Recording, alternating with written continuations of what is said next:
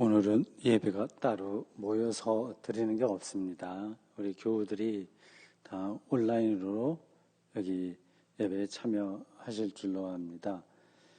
지금 저와 저희 가족과 또 카메라 담당하는 이상희 집사, 또 한 부부, 주보를 준비한 부부 이렇게 5명이 모여서 온라인으로 예배를 시작하겠습니다. 2020년 2월 23일 교회력으로 예수 변모주일입니다. 사람을 포함하여 세상의 만물은 끊임없이 변합니다.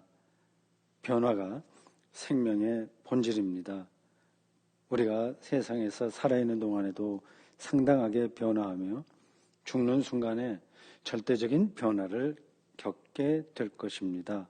우리는 예수 그리스도의 변모를 통해서 생명의 완성을 미리 경험한 사람들입니다. 이 모든 일을 비밀스럽게 실행하시는 하나님께 우리 모두 예배를 드리겠습니다.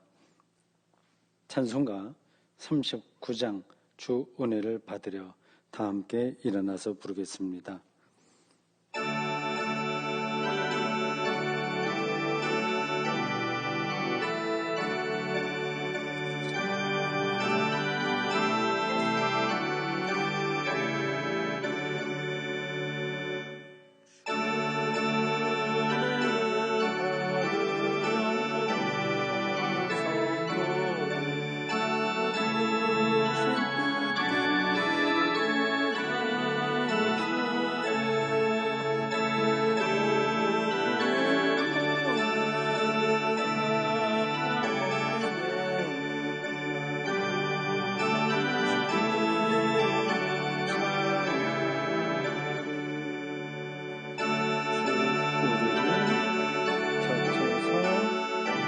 인도하시니 그 거룩한 나라가 이루어지며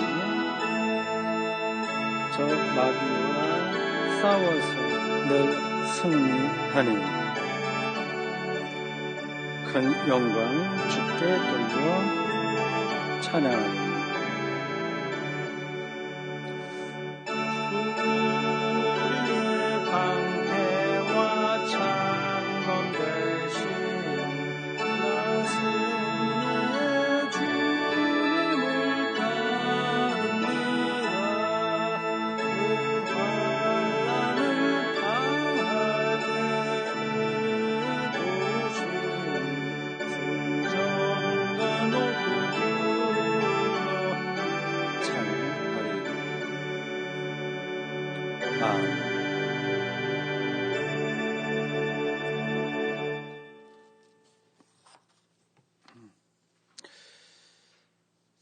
다 함께 주보에 있는 공동기도를 드리겠습니다. 우리의 생명을 홀로 주관하시는 하나님, 당신께서 행하신 모든 일은 참되고 선하며 궁극적으로 거룩합니다. 이 세상에서 벌어지는 모든 일이 지금 당장 우리에게 이해되지 않는다고 하더라도 하나님의 선하심과 거룩하심이 부정되지 않는다는 사실을 우리는 진실로 믿습니다. 미시계로부터 거시계에 이르는 한순간으로부터 영원에 이르는 그리고 창조로부터 종말에 이르는 부분적으로가 아니라 전체적으로 드러나게 될 세상의 신비를 우리가 어떻게 다 인식할 수 있으며 무슨 수로 다 증명해낼 수 있겠습니까? 우주와 생명에 대한 편협한 해석과 논리를 뛰어넘어 그 모든 것을 통치하시는 하나님을 온전히 신뢰하며 살아가도록 우리에게 믿음의 눈을 허락해 주십시오. 오늘은 특별히 예수 그리스도 변모주일입니다. 예수 그리스도의 영광스러운 모습을 경험한 제자들과 초기 기독교인들처럼 우리도 예수 그리스도를 통해서 하나님의 거룩한 생명으로 변화될 것을 믿고 그 순간을 기다리면서 살겠습니다. 생명 심판자로 우리에게 다시 오실 예수 그리스도의 이름으로 기도드립니다. 아멘.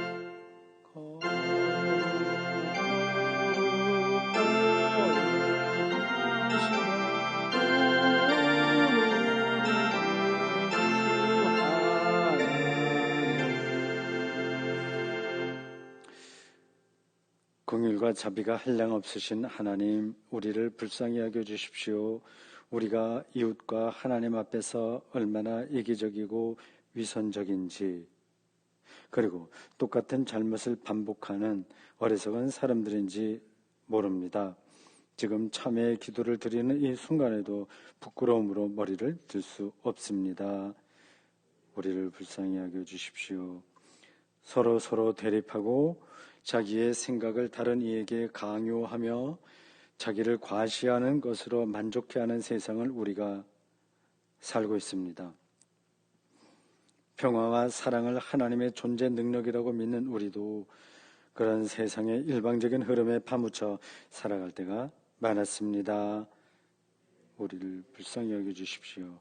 무엇을 먹고 마시고 입을까 염려하지 말고 하나님 나라와 그 의를 구하면 모든 것을 더해 주신다는 주님의 말씀을 들었으면서도 우리는 지나치게 많은 염려에 휩싸여서 살았습니다. 믿음을 삶의 능력으로 경험하지 못하는 우리를 불쌍히 여겨 주십시오. 예수 그리스도의 이름으로 기도드립니다. 아멘. 개인적으로 참여할 내용은 이 시간 침묵 기도로 하나님께 바치겠습니다.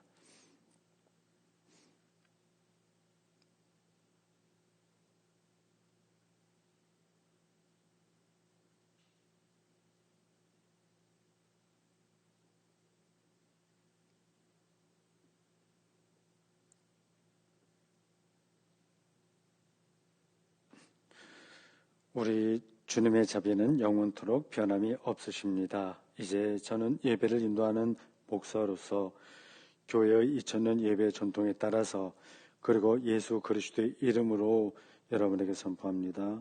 여러분이 지금 아는 모든 죄는 용서받았으니 기뻐하십시오. 그리고 이웃의 잘못도 용서하십시오. 아멘.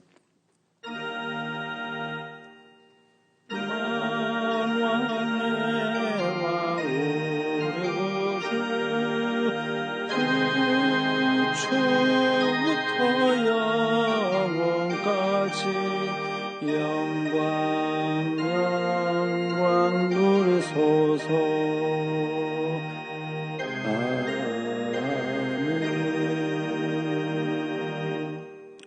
예수 그리스도의 평화가 지금 온라인으로 예배에 참여하는 우리 교우 모든 분들에게 함께 하시기를 진심으로 바랍니다.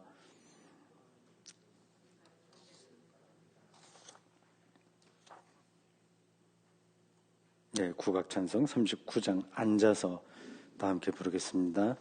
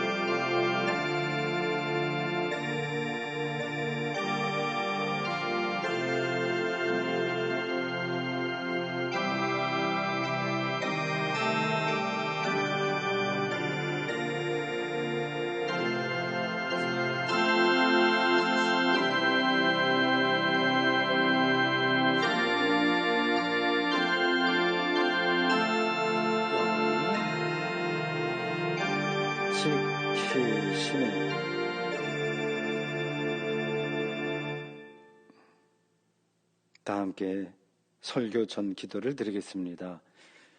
말씀으로 세상을 창조하시고 지금도 우리에게 말씀을 시시때때로 공급해 주시는 하나님, 우리 모두 마음을 하나로 모아 하나님의 말씀에 귀를 기울이려고 합니다. 그 말씀을 읽고 듣고 전하는 우리 모두 말씀의 광유에 휩싸이게 인도해 주십시오. 예수 그리스도의 이름으로 기도드립니다. 아멘.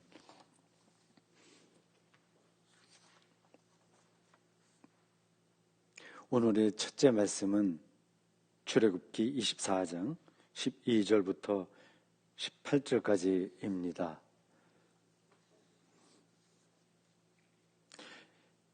여호와께서 모세에게 이르시되 너는 산에 올라 내게로 와서 거기 있으라. 네가 그들을 가르치도록 내가 율법과 계명을 친히 기록한 돌판을 네게 주리라. 모세가 그의 부하 여호수아와 함께 일어나 모세가 하나님의 산으로 올라가며 장로들에게 이르되 너희는 여기서 우리가 너희에게로 돌아올 때까지 기다리라. 아론과 훌이 너희와 함께 하리니 무릇 일이 있는 자는 그들에게로 나아갈지니라 하고 모세가 산에 오르매 구름이 산을 가리며 여호와의 영광이 시내 산 위에 머무르고 구름이 엿새 동안 산을 가리더니 일곱째 날에 여호와께서 구름 가운데서 모세를 부르시니라. 산 위에 여호와의 영광이 이스라엘 자손의 눈에 맹렬한 불같이 보였고 모세는 구름 속으로 들어가서 산 위에 올랐으며 모세가 40일 40야를 산에 있으니라. 이는 살아계신 하나님의 거룩하신 말씀입니다. 아멘. 오늘의 성시 교독은 시편 99편입니다. 주님께서 임하시니 뭇백성이 떠는구나. 구룹 위에 앉으시니 땅이 흔들거리누나.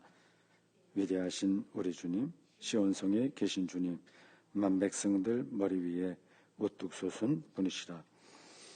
두려우신 주의 이름 만백성아 찬양하라.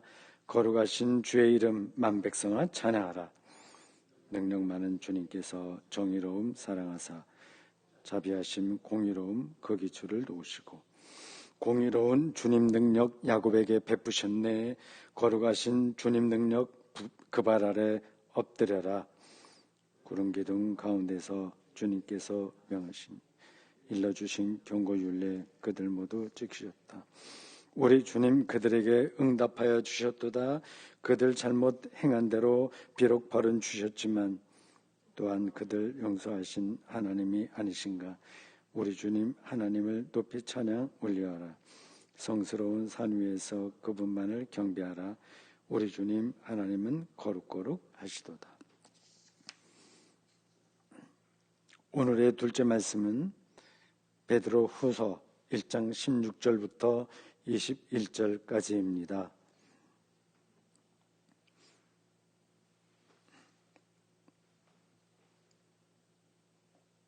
우리 주 예수 그리스도의 능력과 강림하심을 너희에게 알게 한 것이 교묘히 만든 이야기를 따른 것이 아니요. 우리는 그의 크신 위엄을 친히 본 자라. 지극히 큰 영광 중에서 이러한 소리가 그에게 나기를 이는 내 사랑하는 아들이요 내 기뻐하는 자라 하실 때에 그가 하나님 아버지께 존귀와 영광을 받으셨느니라. 이 소리는 우리가 그와 함께 거룩한 산에 있을 때에 하늘로부터 난 것을 들은 것이라. 또 우리에게는 더 확실한 예언이 있어 어두운 데를 비추는 등불과 같으니 날이 새어 샛별이 너희 마음에 떠오르기까지 너희가 이것을 주의하는 것이 옳으니라. 먼저 알 것은 성경의 모든 예언은 사서로이 풀 것이 아니니 예언은 언제든지 사람의 뜻으로 낸 것이 아니요 오직 성령의 감동하심을 받은 사람들이 하나님께 받아 말한 것이라. 이는 살아계신 하나님의 거룩하신 말씀입니다. 아멘. 오늘의 셋째 말씀은 마태복음 17장 1절부터 9절까지로 오늘 선포될 설교의 본문입니다. 모두 일어나서 우리 주님의 말씀을 들으십시오.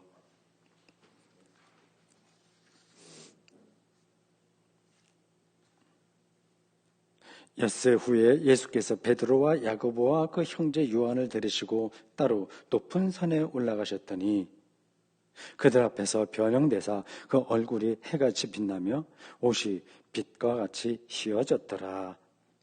그때 모세와 엘리야가 예수와 더불어 말하는 것이 그들에게 보이거늘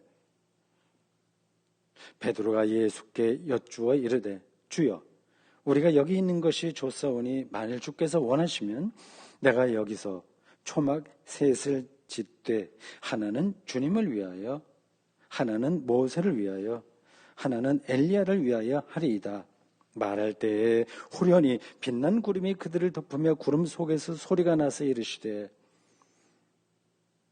이는 내 사랑하는 아들이요 내 기뻐하는 자니 너희는 그의 말을 들으라 하시는지라. 제자들이 듣고 엎드려 심히 두려워하니 예수께서 나와 그들에게 손을 대시며 이르시되 일어나라 두려워하지 말라 하시니 제자들이 눈을 들고 보매 오직 예수 외에는 아무도 보이지 아니하더라. 그들이 산에서 내려올 때에 예수께서 명하여 이르시되 인자가 죽은 자 가운데서 살아나기 전에는 본 것을 아무에게도 이르지 말라 하시니 이는 우리 주님의 복된 말씀입니다. 주님 말씀 복되어라. 할렐루야.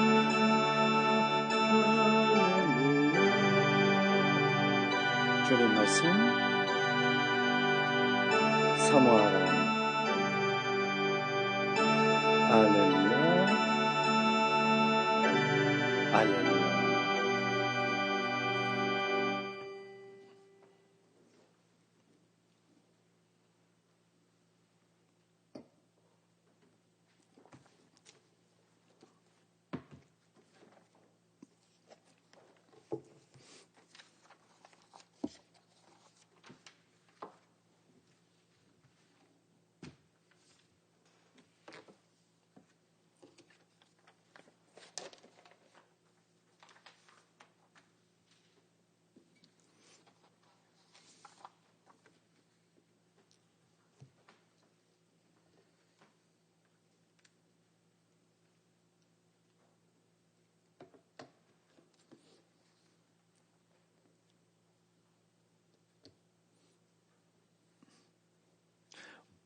오늘은 세계 교회력으로 예수 변모 주일이라고 합니다.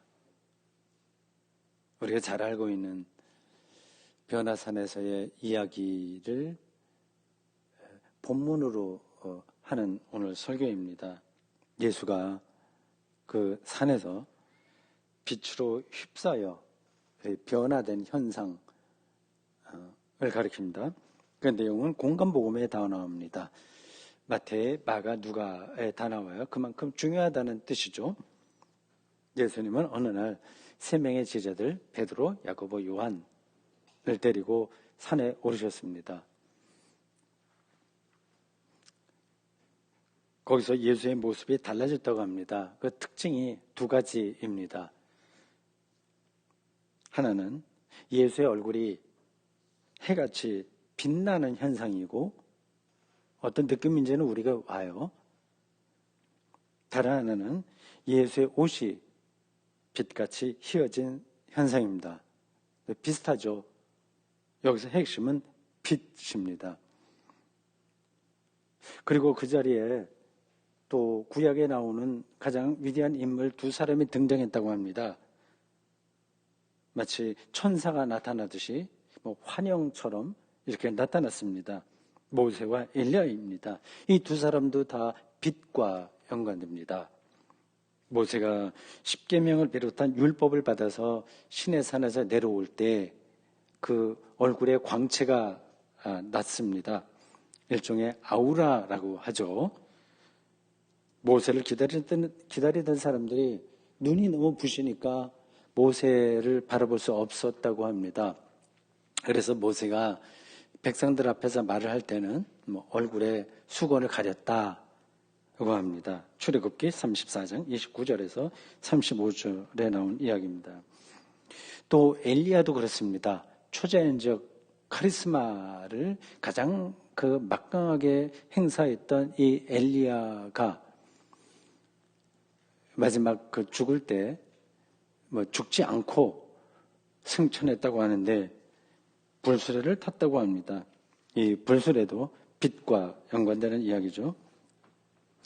예수의 얼굴이 빛났고 옷에서 광채가 났다는 이 말을 그냥 문자적으로만 생각하면 그 의미를 충분하게 따라가지 못하는 겁니다. 여기서 이 빛은 가장 깊은 종교 경험을 표현하는 문학적으로 메타포, 은유입니다. 이런 것들은 우리가 일상에서도 비슷한 거를 경험합니다. 신생아가 태어났다고 생각해 보세요. 그런 거 엄마하고 아빠에게는 이 새로 태어난 아기가 아주 유일무이한 존재로 경험됩니다. 어디 있으나 그 아이는 그 아빠하고 엄마에게 빛으로 경험됩니다. 다른 사람들에게는 똑같은 아이인데 그 엄마 아빠에게는 빛입니다. 연인들 사이에도 이런 경험이 가능합니다. 시인들은 사물에서 그런 빛을 경험하는 사람들입니다. 백무산 시인의 시집 길은 광야의 것이다에 나오는 시, 그 쬐그만 것이라는 제목의 시의 앞에 나오는 두 연만 읽어볼 테니까 들어보십시오. 나 그때 넘어져서 보았다. 온몸에 멍이 들고 상처를 입고 쓰러져 얼굴을 처박았던 곳, 그 코앞에 핀 쬐그만 냉이꽃 한 송이를. 내 생애도 무너지고 세상도 온통 균열이 지는 통에 그 쬐그만 냉이꽃 한 송이가 아주 쬐그만 것이, 그 무심한 것이 바람도 없이 흔들리고 있었다. 땅의 일이라고, 전 지구의 사건이라고 온몸으로 감당하고 있노라고. 이렇게 됩니다. 이 백무산이 젊었을 때 막 데모를 하다가 이렇게 두드려 맞고 저 시궁창에 엎어져서 거기에 핀 조그만 냉이꽃을 본 건지, 아니면 상징적으로 자기의 삶이 무너져서 오갈 데 없는 정말 비참한 그 인생의 나락에 떨어졌는데 냉이꽃 한 송이에서 지구 전체에 대한 그 전체를 감당하고 있는 그 빛으로 냉이꽃을 경험했는지 모르겠습니다. 비슷한 얘기죠. 제자들이 예수에게서 빛을 경험했다고 하는 말은 예수에게서 생명을 느꼈다는 뜻입니다. 시인들은 자연의 신비를 보았지만 제자들은 그 신비로운 자연을 창조한 하나님의 능력을 보았습니다. 제자들이 예수에게서 하나님에게만 가능한 생명의 능력을 경험했다는 뜻입니다. 완전히 질적으로 차원이 다른 생명 경험입니다. 이건 수학 계산으로 나올 수가 없어요. 모든 사람들에게 똑같이 경험될 수가 없는 겁니다. 이 질적으로 다른 생명이라고 하는 말이 어떤 분들에게는 좀 멀리 느껴질지 모릅니다. 이 설교가 끝날 때쯤이면 그것이 무슨 뜻인지 확실하게 들어올 것으로 기대합니다. 오늘 이야기를 조금 더 따라가 보겠습니다. 예수의 변모 사건 그 현상을 본 베드로는 예수에게 한 가지 의견을 제시합니다. 보기에 따라서 좀 엉뚱하긴 해요. 베드로는 보험서에 늘 그렇게 내지르는 친구로 나오니까 여기서도 그런 성격이 그대로 나타납니다. 4절을 읽어보겠습니다. 주여, 우리가 여기 있는 것이 좋사오니 만일 주께서 원하시면 내가 여기서 초막 셋을 짓되 하나는 주님을 위하여 하나는 모세를 위하여 다른 하나는 엘리야를 위하여 하리이다. 그 사파와 같은 장면입니다. 지금 베드로가 목격한 광경은 매우 황홀하기 때문에 그런 그 상태가 계속돼 유지되기를 바랬을 겁니다. 우리도 가끔 저는 요즘 산에 올라가지 않습니다만 젊었을 땐 같이 산행도 했고요. 저쪽 어딥니까? 하양에서 교회 조그만 아파트에서 가정교회 비슷하게 할 때에도 그 가까운데 그 산이 있기 때문에 올라갔습니다. 산 이름이 뭐죠? 환성산, 환성산 올라갔습니다. 아마 저기 대구로 와서인가 아니면 경산 진량인가 거기 있을 땐가 몇 번 갔습니다. 그래 언제 한번 금년 봄에 기회가 있으면 그 모임을 만들어서 올라가 보고 싶습니다. 현풍에 있을 때는 그 비슬산 청년들하고도 몇 번 올라간 기억이 납니다. 높은 산에 올라갔을 때 그런 마음이 들기도 하죠. 멋지잖아요. 새로운 느낌이니까 계속 있고 싶어집니다. 재미있는 영화를 볼 때도 그런 영화가 계속 지속되기를 바랍니다. 바로 그 베드로의 말이 있자 갑자기 또 이상한 현상이 벌어졌습니다. 앞에서는 예수가 빛에 휩싸이는 그런 현상을 목도했는데 이 제자들의 특별한 경험인 거죠. 그런데 이번에는 빛과 더불어서 소리 현상이 나옵니다. 어떤 소리가 울렸다고 합니다. 빛나는 구름이 그들을 뒤덮었고 구름 속에서 어떤 소리가 들렸습니다. 참 거룩한 소리인데 생명의 소리인데 우리가 얼마나 그런 소리에 민감하게 살아갈까요? 너무 소리가 세상에 많아서 이 생명의 소리를 못 듣습니다. 5절 후반절에 이런 내용이 나옵니다. 오늘 둘째 말씀에도 나온 이야기이기도 하고요. 이는 내 사랑하는 아들이요 내 기뻐하는 자니 너희는 그의 말을 들으라. 복음서가 전하려는 가장 핵심적인 메시지가 바로 이 소리에 담겨 있습니다. 예수는 하나님이 사랑하는 아들이라고 말합니다. 이 비슷한 이야기가 거의 똑같은 이야기가 예수의 다른 사건에도 나옵니다. 세례 사건을 보도하는 마태복음 3장 13절에서 17절에 나옵니다. 이 예수 세례 사건도 변화산 사건과 똑같이 마태, 마가, 누가의 공관복음에 다 나와요. 그러니까 초기 기독교인들이 매우 중요하게 생각했다는 겁니다. 예수가 세례받기 위해서 요단강에 갔습니다. 세례 요한에게 세례 받습니다. 요단강 물속에 들어갔다가 이제 나오는 방식의 세례입니다. 마태복음 3장 16절과 17절에 그 장면이 이렇게 묘사되었습니다. 예수께서 세례를 받으시고 곧 물에서 올라오실 때 하늘이 열리고 하나님의 성령이 비둘기같이 내려 자기 위에 임하심을 보시더니 하늘로부터 소리가 있어 말씀하시되 이는 내 사랑하는 아들이요 내 기뻐하는 자라 하시니라. 내 사랑하는 아들, 기뻐하는 자라는 진술에 복음서가 전하려는 예수의 그 정체성이 그대로 담겨 있습니다.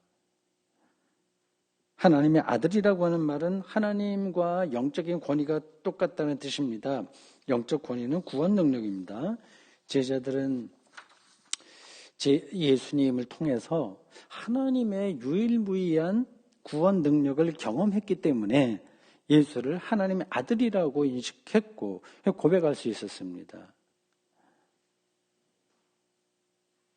여기까지 이 내용은 우리가 대체적으로 알고 있는 겁니다. 문제는 예수에게 나타난 하나님의 구원 능력 또는 생명 능력, 유일무이한 구원 능력, 이것이 실제로 뭐냐 하는 겁니다. 그리고 그런 경험을 우리가 하고 있느냐 하는 거죠. 우리가 몰라서 문제는 아니야. 알지만 그 실제적으로 자기의 삶의 내용으로 와닿지 않기에 우리의 신앙의 성장에 좀 더딥니다. 이걸 늘 붙들고 있어야 됩니다. 이 질문, 예수를 통한 하나님의 생명 능력이 실제로 뭐냐 한 질문에 대한 대답은 한편으로는 뭐 뻔한 거죠. 쉽고, 다른 한편으로는 어렵습니다. 쉽다는 말은 개인들의 신앙 경험에서 얼마든지 그 대답을 찾을 수 있다는 뜻입니다. 그건 병에 걸렸다가 치료됐으니까, 이게 하나님의 구원 능력이지. 내가 친구들도 다 떠났고 외롭게 또 이렇게 저렇게 어려움이 많았었는데 큰 위로를 받은 경험이 있다.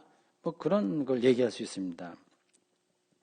이런 대답들이 틀렸다고 저는 생각하지 않지만 그런 대답만으로 하나님의 생명, 그 구원 문제가 해결되는 게 아닙니다. 그 모든 대답의 근본을 아는 게 중요합니다. 즉 생명의 근본을 아는 것. 생명 구원이니까요. 구원은 생명을 얻는 거니까 그 생명의 근본을 아는 게 중요합니다. 도대체 생명이 혹은 삶이 똑같은 얘기죠. 하나 한자고 하나 우리말인데 뉘앙스는 조금 차이가 있어요. 근데 같은 의미로 생각하시면 됩니다. 삶이 뭘까요? 생명이 뭘까요? 어려운 질문입니다.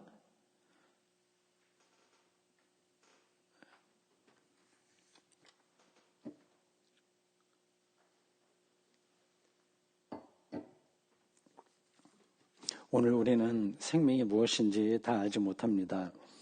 이게 우리 인간의 딜레마입니다. 지난주 설교에서도 비슷한 얘기를 했습니다. 모든 힘을 다해서 열심히 살기는 하는데 그 삶이 무엇인지 손에 잡히지 않기 때문입니다. 잡히시나요? 우리 온라인으로 설교 들으시는 여러분들 어떻습니까? 삶이 이거지? 손에 잡히시나요? 우리가 일반적으로 알고 있는 건 있습니다. 학교에 다녀서 공부하고 또 실력도 키우고 돈 벌고 자식들 키우고 사회생활을 하면서 삽니다. 또 먹고 마시고 보고 하는 것도 중요하다고 지난 설교에서 말했습니다. 그런 삶이 우리가 살아있다는 사실을 아주 가장 시원적인 생명의 그 현상들, 보고 먹고 마시고 듣고 하는 그러한 것들이 중요하다고 말씀드렸습니다. 그러나 그것이 생명의 모든 것은 아닙니다. 생명의 깊이를 다 말씀드린 것도 아닙니다. 거기서 한 걸음 더 들어가야 됩니다. 우선 우리가 어디서 왔는지 아주 실질적으로 생각해 봅시다. 우리의 생명은 어머니의 자궁에서 시작되었습니다. 난자와 정자의 결합으로 배아가 되었고 시간이 흐르면서 거기서 지체가 나오고 손, 발, 심장, 머리 이런 것들이 나와서 일정 기간 태아로 어머니 뱃속에서 삽니다. 이제 바깥 세상으로 나오면 천천히 더 자라야 됩니다. 육체적으로는 한 20살 정도 되면 몸은 지금의 모습으로 결정됩니다. 시간이 지나면서 또 노쇠해집니다. 그리고 언젠가는 이 생명 현상이 끝납니다. 길다면 길고 짧다면 짧은 이 인생, 우리의 삶에서 가장 결정적인 특징은 생명이 끊임없이 변한다는 겁니다. 변화예요. 어느 한순간도 멈추지 않습니다. 멈추면 그건 이제 죽은 거죠. 인류라는 종의 역사, 인간이라는 종, 호모사피엔스라고도 부를 수도 있는데 이 인간 종의 역사를 봐도 생명의 본질이 변화라는 사실은 분명합니다. 지금 저를 포함한 우리 여러분들 다 우리 인류는 처음부터 지금처럼 살지 않았습니다. 인류와 침팬지의 공동조상에서 갈라졌습니다. 인류 진화의 역사에서 호모 에렉투스, 직립인의 등장이 중요합니다. 직립을 통해서 네 발로 기다가 이제 어느 때에 천천히 그러한 과정이 있었겠죠. 직립을 하게 되었습니다. 그래서 두 손이 자유로워졌고, 그리고 이제 머리가 앞으로 기울어지지 않으니까 뇌의 용량이 커지고, 그리고 똑바로 쓰게 되니까 성대가 아주 부드러워지고, 아주 그 내용이 충실해져서 언어를 사용할 수 있게 됐습니다.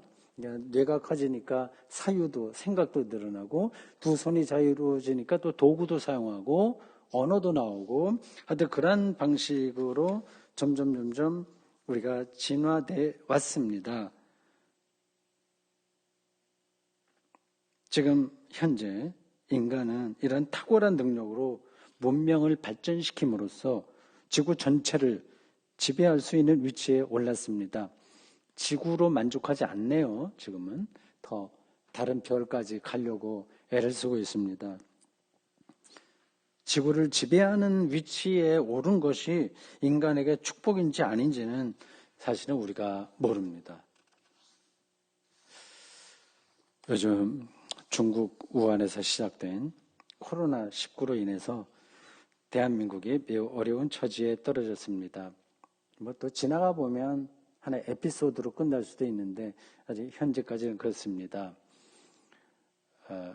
그래서 이 대구 지역의 많은 교회들이 예배와 종교 행사를 쉬었고요. 우리 교회도 지금 몇 사람만 이 온라인으로 예배 진행하는 방식으로 기존의 그 예배가 취소됐습니다. 이 대구와 경북 청도 지역의 감염자 숫자가 폭발적으로 늘어났습니다. 정부는 정부대로 방역에 최선을 다하고 개인은 개인대로 최선을 다해서 이 소동이 혹은 소란이 빨리 지나가기를 기대합니다. 이 바이러스는 눈에 보이지 않을 정도로 정말 작은 생명체지 않습니까? 우리가 무시해도 좋을 만한 그런 건데 인간하고는 비교가 되지 않는데 우리처럼 머리가 있는 것도 아니고 도구도 사용하지 않고 아무것도 아닌 것으로 보이는데 스스로 이 지구의 주인이라고 이 자처하는 혹은 잘난 척하는 인간을 큰 재난에 빠뜨릴 수 있다고 하는 사실이 이번에 다시 확인됐습니다. 앞으로 전염력이 더 뛰어나고 독성이 더 강한 바이러스가 출현하지 않는다는 보장이 없습니다. 우리가 사는 이 지구 생태계는 말이죠. 균형을 유지하려고 하는 메커니즘이 아주 근원적으로 있습니다. 예를 들어서 어떤 숲이 있다가 합시다. 건강한 숲이라고 하면 그 먹이 사슬이 균형이 맞춰져야 됩니다. 가장 위에 있는 뭐 늑대라든지 뭐 호랑이라든지 뭐 이런 게 있고 그 다음에 다른 것들이 계속 있어서 맨 밑에 풀까지 있습니다. 이 균형이 맞아져야 됩니다. 만약에 그 가장 꼭대기층에 있는 것들이 너무 많이 늘어나게 되면 숲이 망가지게 되고 모든 그 메커니즘, 그 생명이 유지되는 생태계가 허물어집니다. 지금 지구가 건강하게 유지될 수 없을 정도로 인간이 과도하게 지배력을 행사한다는 사실은 지구와 인류의 미래를 염려하는 학자들의 한결같은 진단입니다. 좀 역설적인 표현이지만 우리 아기들이 적게 태어나서 우리 인구, 우리나라 숫자가 줄어든다고 염려들을 많이 하는데 사실 너무 많죠. 현재도요. 인구 숫자가 줄어도 저는 괜찮다고 생각합니다. 에너지의 과소비로 인한 기후변화가 가장 특징적인 겁니다. 바이러스의 창궐도 어쩌면 인간에 의해서 파괴된 그리고 파괴돼 가고 있는 이 생태계가 완전한 파멸에 떨어지기 전에 몸부림치는 현상일지 모릅니다. 무슨 말인가요? 생명은 인간이 마음먹은 대로 좌지우지할 수 있는 대상이 아닙니다. 궁극적으로 생명의 주인은 하나님이라는 사실을 인정하고 인간은 우주를 포함한 거대한 자연에 속한 일부, 거기에 속해서 떨어져 나온 게 아니라 우리가 자연을 대하는 게 아니라 우리 자체가 자연에 속한 일부로서 겸손하게 자기 역할을 감당해야 됩니다. 자신이 주인 행세를 하면 겉으로는 뭐 그럴듯해 보이기는 하겠지만 앞에서 말씀드린 숲의 생태계에서 사자나 늑대가 잘난 척하면서 숫자가 기하급수적으로 늘어나면 숲이 망가지는 것처럼 지구 생태계만 아니라 인간 자신의 생명도 치명적인 위험에 떨어질 수 있습니다. 그래서 성경은 반복해서 창조주 하나님을 찬양하라 이렇게 말합니다. 잠시 지구에서 살다가 떠나야 될 인간이 마치 지구의 주인인 듯이 자연을 마음 내키는 대로 다루는 이유는 뭘까요? 대답은 아주 간단합니다. 경제를 발전시켜서 행복하게 살고 싶다는 욕망이 강하기 때문입니다. 이건 아주 자연스러운 욕망이에요. 만약 경제 발전을 이루지 않아도 행복할 수 있다면, 그게 분명하다면 지금처럼 자연을 약탈하지는 않겠죠. 문제는 인간의 내면 세계가 근본에서 공허하기에 그걸 채우지 않으면 행복을 느끼지 못한다는 사실이 있습니다. 그 공허를 채우기 위해서 소유가 많아야 되고 다른 이와 경쟁해서 승리해야 된다고 생각합니다. 그리고 자기가 괜찮은 인간이라는 사실을 소소한 여러 가지 방식으로 확인하려는 열정에서 우리가 벗어나기 힘듭니다. 그걸 우리는 인생살이다 이렇게 생각합니다. 그런 방식으로 사람은 행복해질 수가 없습니다. 자기를 확대하고 자기를 인정받는 방식으로는 그냥 약간 우쭐할 수는 있으나 그 기분일 뿐이지 행복해질 수가 없습니다. 왜 그런지는 삶을 성찰할 줄 아는 사람이라면 누구나 압니다.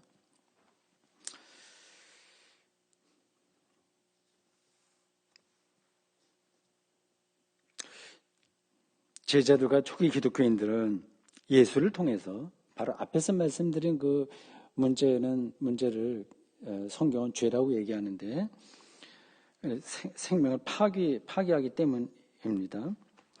제자들과 초기 기독교인들은 예수를 통해서 전혀 새로운 삶을 배웠습니다. 그 새로운 삶을 가장 특징적으로 가리키는 표현이 아빠, 아버지라는 호칭입니다. 이제 그들은 예수를 통해서 종이 아니라 아들과 딸의 삶을 알게 됐습니다. 종은 아무리 번듯하게 입고 다녀도 종일 뿐이죠. 아들과 딸은 좀 초라하게 입어도 아들과 딸이죠. 아들과 딸의 삶입니다. 종은 주인의 뜻을 위해서 뭘 해야만 되는 의무에 묶여서 살지만 삽니다. 그런 삶의 대표자들이 예수와 초기 기독교 당시의 바리새인들이었습니다. 여러분들이 잘 알고 있는 대로 이 바리새인들은 아주 똑똑하고 세련되고 도덕적이었습니다.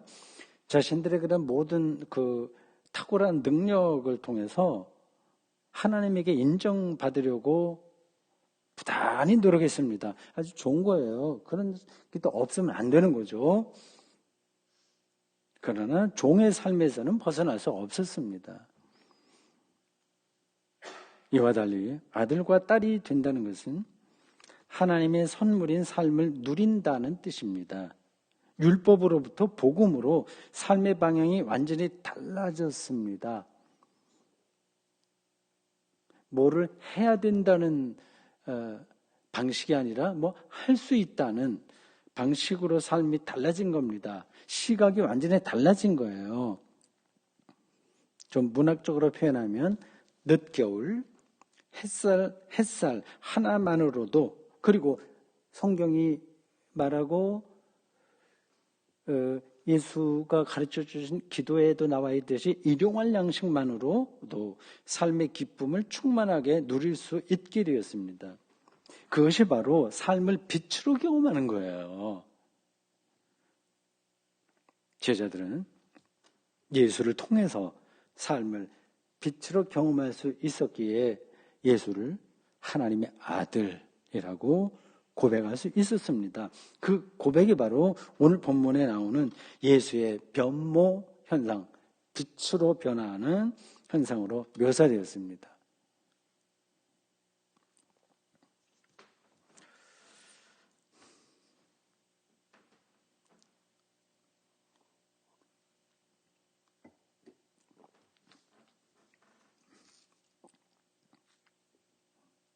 육절에 따르면 이런 현상을 경험한 제자들이 땅에 엎드려 두려워했다고 합니다. 당연합니다. 삶, 즉 생명을 빛으로 경험하는 일은 두려운 일이에요. 그런 것들이 우리에게 익숙하지 않기 때문입니다. 아주 캄캄한 밤에, 한밤중에 혼자서 깊은 숲속으로 들어간다고 상상해 보십시오. 우리가 평소에 경험하지 못한 낯선 거니까 두렵습니다. 사람은 낯섦을 두려워합니다. 제자들이 산에서 경험한 현상은 낯선 생명이었습니다. 오늘 설교 제목에 나오는 대로 영광스러운 미래 생명입니다. 이런 표현도 좀 관념적이라서 확 전달이 안 되네요. 그래도 나름대로 설명해 보겠습니다. 영광스러운 미래 생명을 낯설게 경험한 이 제자들의 경험이 뭐냐 하는 겁니다. 30년 후의 미래가 바로 내일로 다가왔다면 얼마나 두려운 일이겠습니까? 얼마나 낯선 일이겠습니까? 30년 후요. 그게 바로 내일이다 생각한단 말이죠. 우리가 사실은 실감하지 못할 뿐이지 30년 후가 바로 내일이라는 말은 진리죠. 그래서 30년 전과 지금이 한순간이라고 하는 건 여러분들 다 경험할 겁니다. 30년 후가 바로 내일로 다가왔다는 영적인 안목, 거기서 느끼는 생명, 그것을 우리가 잘 아는 기독교 용어로 바꾸면 부활입니다. 그래서 거룩한 생명, 영광스러운 생명, 미래의 생명이라고 얘기합니다. 제자들은 인류 역사에서 유일무이한 어떤 특별한 생명을 예수에게서 경험한 겁니다. 그래서 땅에 엎드려 무서워할 수밖에 없었습니다. 제자들이 이러한 두려움은 우리가 보통 그냥 아이고 무서워 이런 거하고는 현상이 다릅니다. 공포스럽게 무서워하는 그런 것하고는 다릅니다. 성경이 말하는 이 두려움, 이것은 루돌프 오토가 말한 누미노제, 즉 거룩한 두려움입니다. 모세도 호렙산에서 불이 붙었으나 타지 않는 떨기나무 앞에서 모세야 하는 그 하나님의 음성을 듣고 하나님 뵙기를 두려워하여 얼굴을 가렸다. 출애굽기 3장 6절이라고 합니다. 하나님 앞에서 이건 절대 생명이신데 거룩한 두려움을 느끼는 이유는 자기가 얼마나 작은 존재인지를 절감하기 때문입니다. 앞에서 말한 30년 후, 그것도 바로 내일이라고 느낀다면 나의 인생이 얼마나 짧은지를 절감하는 거 아니겠습니까? 달이 뜨지 않는 금은밤에 은하수를 보신 적이 있으십니까? 누구나 거룩한 두려움을 느낍니다. 무한히 넓고 깊고 큰 대상을 대면하면 정말 이상한 느낌이 듭니다. 예수는 제자들에게 와서 손을 대시면서 일어나라, 두려워하지 말라라고 말씀하셨습니다. 얼마나 다행스럽고 복된 말씀인지 모르겠습니다. 저 아득한 우주와 늘 위태로운 우리의 운명과 불확실한 미래 앞에서 우리가 두려워할 수밖에 없지만 두려워하지 않을 수 있는 확실한 토대가 하나님의 아들이자 그의 기뻐하는 자인 예수 그리스도를 통해서 우리에게 주어졌으니까요. 사랑하는 성도 여러분, 그렇습니다. 우리는 언젠가 영광스러운 미래의 생명으로 변화될 것입니다. 그러니 이 땅에 사는 동안 어떤 상황에서도 두려워하지 말고 밭에 묻힌 보화를 발견한 사람처럼 인생의 순간마다 생명을 주신 하나님을 기뻐하면서 찬양하십시오. 아멘. 기도하겠습니다. 하나님, 오늘 저희들 함께 모여서 드리는 예배는 아니고 온라인 예배로 드리나 같이 모여 있다는 그 생각으로 그 말씀을 같이 나누었습니다. 영광스러운 미래의 생명이 예수에게서 일어났다는 사실을 우리가 그냥 말로는 들을 수 있으나 아주 실감하기는 사실이 힘듭니다. 우리에게 영적 안목을 허락해 주십시오. 제자들이 예수의 변모 사건 앞에서 두려워했던 것처럼 우리도 그런 거룩한 두려움을 갖고 우리에게 주어진 삶을 한 발 한 발 살아가도록 조심스러우나 과감하게 그리고 찬양하며 살아가도록 인도해 주십시오. 예수님의 이름으로 기도합니다. 아멘.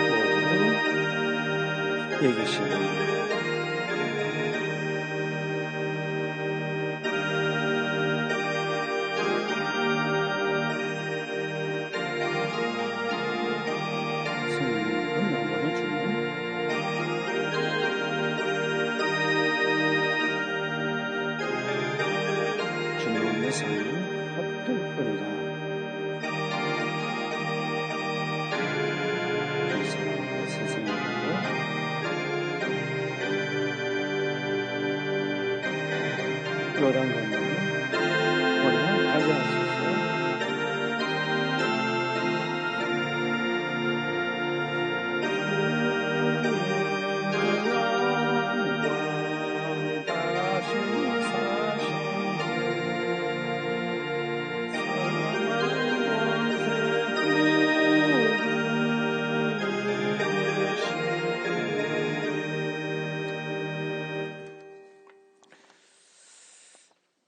다 함께 사도신경으로 신앙 고백을 드리겠습니다. 나는 전능하신 아버지 하나님, 천지의 창조주를 믿습니다. 나는 그의 유일하신 아들, 우리 주 예수 그리스도를 믿습니다. 그는 성령으로 잉태되어 동정녀 마리아에게서 나시고 본디오 빌라도에게 고난을 받아 십자가에 못 박혀 죽으시고 장사된 지 사흘 만에 죽은 자 가운데서 다시 살아나셨으며 하늘에 오르시어 전능하신 아버지 하나님 우편에 앉아 계시다가 거기로부터 살아있는 자와 죽은 자를 심판하러 오십니다. 나는 성령을 믿으며 거룩한 공교회와 성도의 교제와 죄를 용서받는 것과 몸의 부활과 영생을 믿습니다. 아멘. 찬송가 51장 주님 주신 거룩한 날 3절만 다 함께 일어나서 부르겠습니다.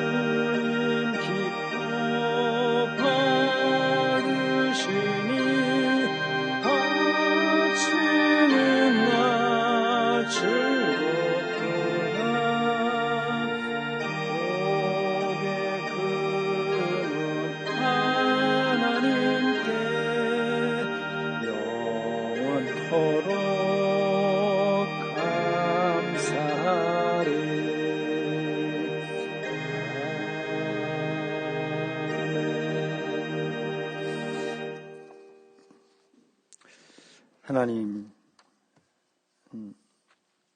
고맙습니다. 오늘 저희들 예배를 드리며 헌금을 드렸습니다. 또 온라인 계좌로 헌금한 이들도 있고 등등 주님께서 받아주십시오. 중보의 기도를 드립니다.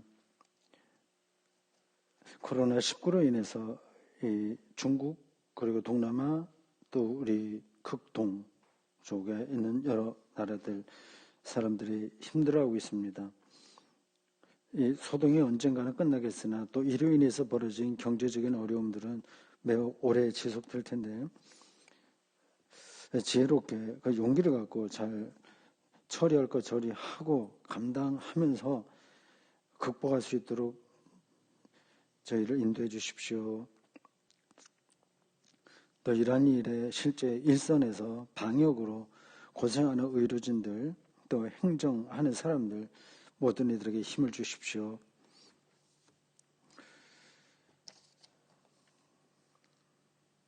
지금 온라인으로 예배드리고 있는 모든 같은 믿음의 식구들에게 한결같은 은혜 허락하실 줄로 믿고 예수님의 이름으로 기도합니다.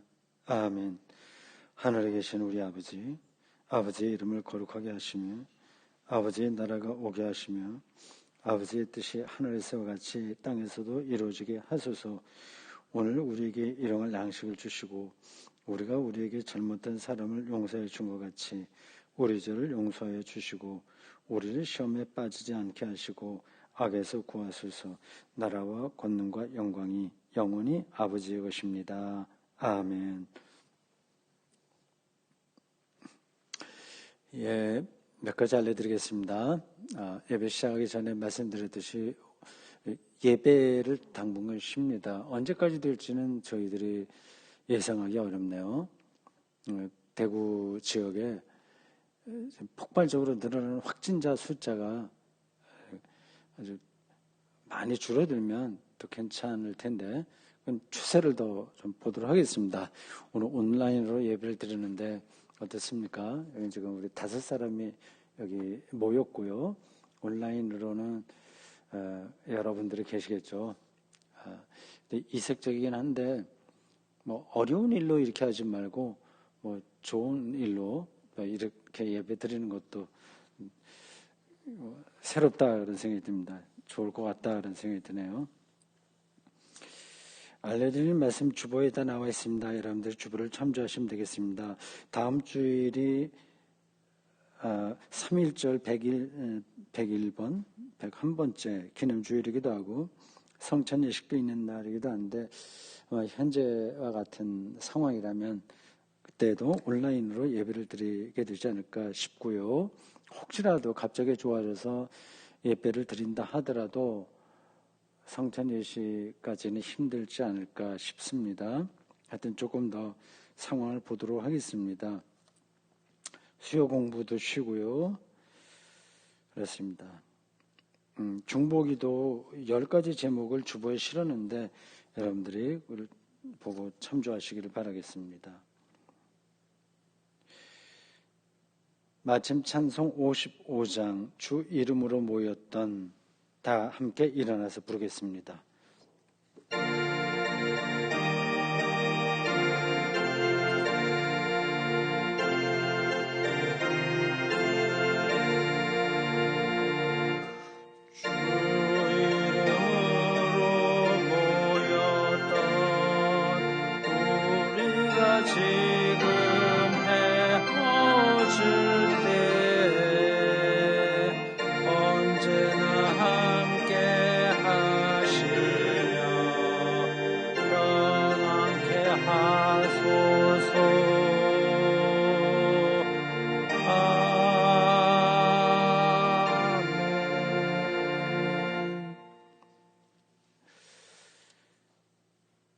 예수 변모 주일의 공동 예배가 끝났습니다. 예수 그리스도를 길이요 진리요 생명으로 믿는 우리도 언젠가는 속한 시일에 예수 그리스도와 함께 영광스러운 생명으로 분명히 변화될 것입니다. 그 미래의 생명은 지금 우리의 모든 인식과 경험을 뛰어넘습니다. 그 미래의 생명을 간절하게 기다리는 마음을 안고 세상으로 나아가서 어떤 상황 앞에서도 흔들리지 말고 지혜롭고 용감하게 살아가십시오. 이제는 우리 주 예수 그리스도의 은혜와 하나님 아버지의 크신 사랑과 성령의 역사 위로 충만하심이 오프라인이나 온라인으로 이 예배에 참여한 그리고 이제 흩어지는 그리고 코로나19의 이 재난을 함께 버텨나가기로 생각하는 모든 믿음의 식구들 머리 위에 영원토록 함께 계시기를 간절히 축원합니다. 아멘.